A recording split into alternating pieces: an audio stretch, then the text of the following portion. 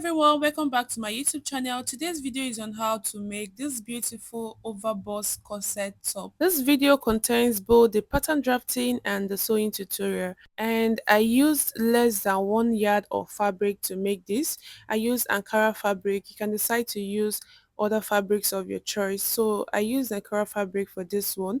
So if this sounds like something you're interested in, definitely keep on watching and let's get straight into this tutorial.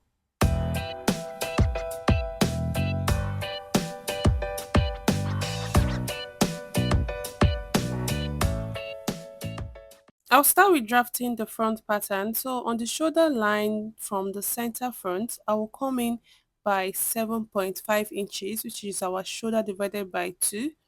And I will come down by 1 inch, and then I'll mark the armhole measurement there, which is 36 divided by 6 plus 1.5 inches. So that's what I put there. And this is me making it in a straight line. I'll still mark it down here and then make it in a straight line. I will extend the shoulder measurement on the line that we just marked. So I will mark 7.5 inches there and connect it just like this. I'll go ahead to impute our vertical measurement, which is from the shoulder line to the bust point, which is 10.5, to the under bust is 13.5, and to the waistline is 18 inches, and then to the full length of the top is 22 inches. I'll extend this measurement to this other side and mark it in a straight line.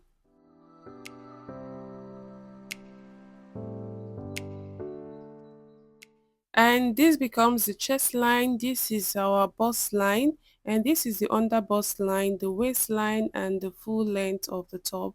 So after marking it with the marker pen, I'll go ahead now to impute our darts. So to do this, I will come in from the center front on the bust line. I'll come in by 4 inches, which is nipple to nipple, that's the bust span measurement, and I'll extend the 4 inches downwards just the way I am doing right here. And after this, we need to impute our dart intake. So on the waistline, I'll be coming out by 0.75 inches on both sides, which becomes 1.5 inches dart intake. So I'll connect this 0.75 that I marked to the bust line. I didn't get to the bust line measurement, so I just came down a little bit. So guys, I also connect the line to the full length of the top, just like this that I'm doing here. And after this right here, on the chest line, we're taking in our bust measurement, which is 36 divided by 4, which is 9 inches. And on the waistline, the waist measurement is 28 divided by 4 plus 1.5 inches, that intake allowance. That's what I put there. And I'll connect it just like this. And then we'll connect our shoulder dart line. And to do that, on the shoulder line, I'll come in by 3 inches,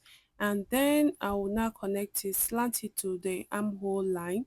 And after this right here, on the slant part, I will divide what I have there by 2 and then connect it using a straight line to this bust line. So I need to come down from the bust line by 2 inches, and to do this, the shoulder to waistline for the front is about 18 inches, while for the back will be around 16 inches. That means they have 2 inches difference. So I'll be marking down the 2 inches difference at this point.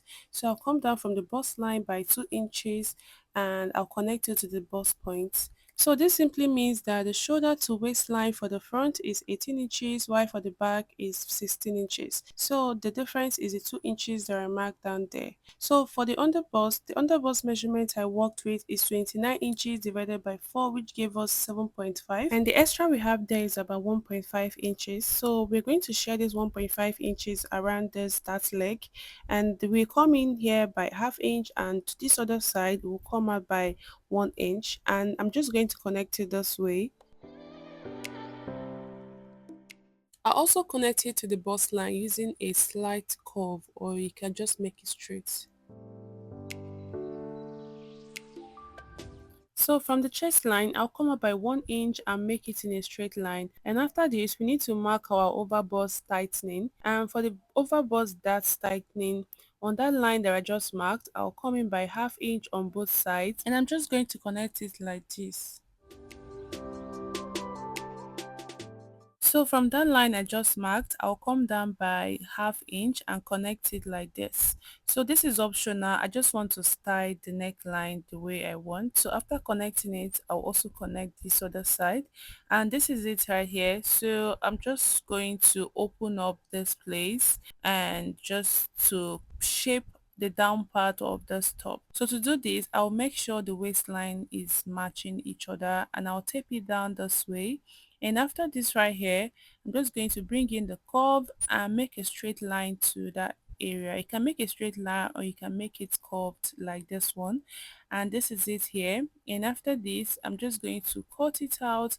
And after cutting it out, I will tape it. And this is the center front, this is the side front, and this is the bust point for both the side front and the center front. So I'll go ahead to cut everything out.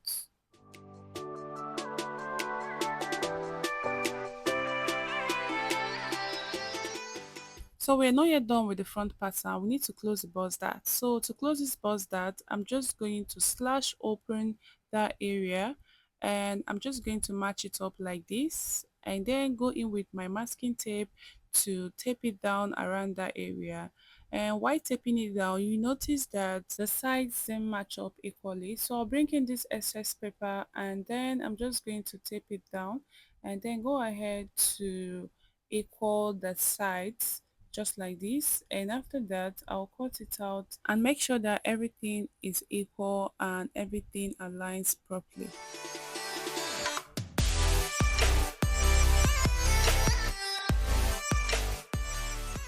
So this is the front pattern. We'll move over to drop the back pattern. So this is the back pattern, and from the shoulder line I'll come in by 7.5 inches for the shoulder and come down by 1 inch and then mark the armhole measurement there and extend it to this other side just the way I did for the front part.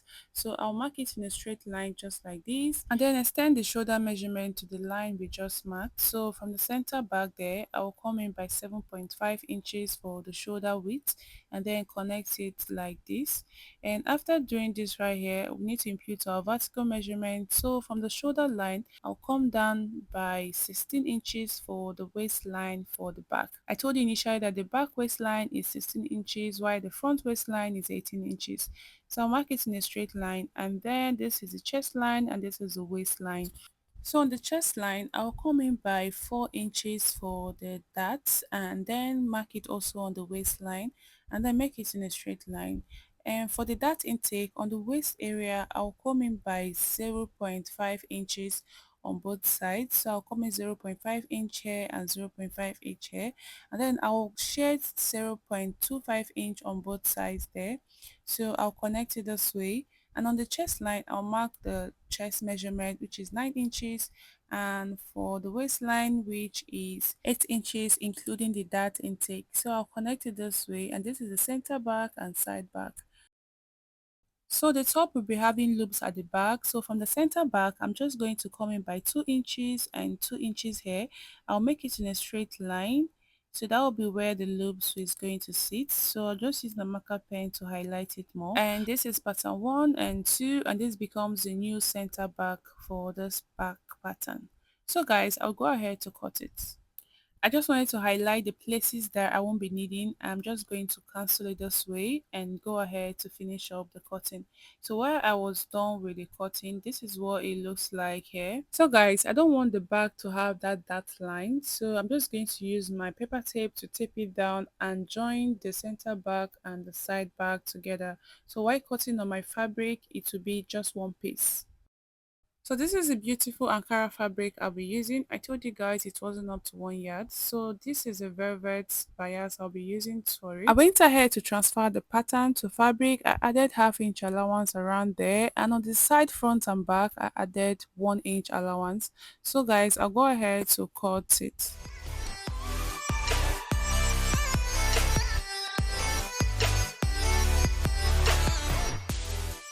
So after cutting, I like to notch the under bust line and the bust point line on the fabric for the side front and the center front, so it will guide me when I am joining the bust area. So I went ahead to cut out the lining, the soft wadding and the S-tape for the front and the back pattern. So this is it here when I was done ironing everything. So to join the front part, I'm just going to place it front facing front like this. I'll go ahead to use the half-inch allowance I gave to join it there. Same thing for this other side, and this is what it looks like when I was done joining it. I went ahead to press open the seams and this is how it looks. I actually love the way the bust area came out really well, like really curved.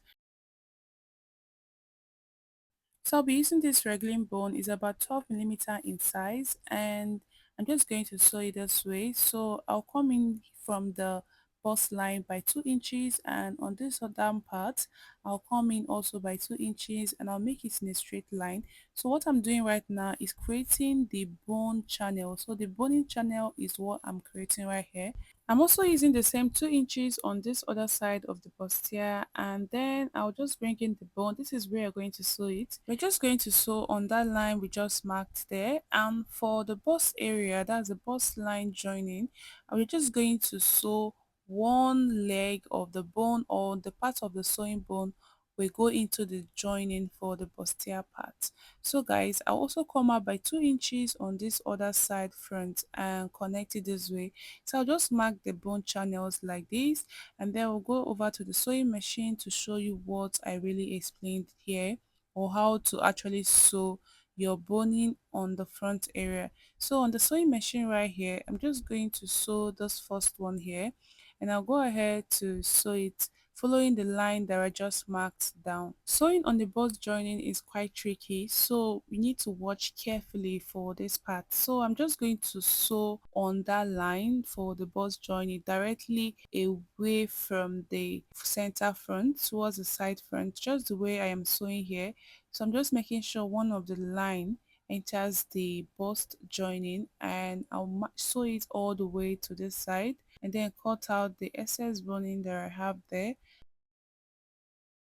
And after sewing that part, I'll flip it this way and continue on this other part. And guys, this is how it looks. So I'll go ahead to also sew on other parts of the bone channel that I have just marked. This is a velvet bias I'll be using to cover the bone lines I just made now. So I'll go ahead to cover this, and you see what it looks like.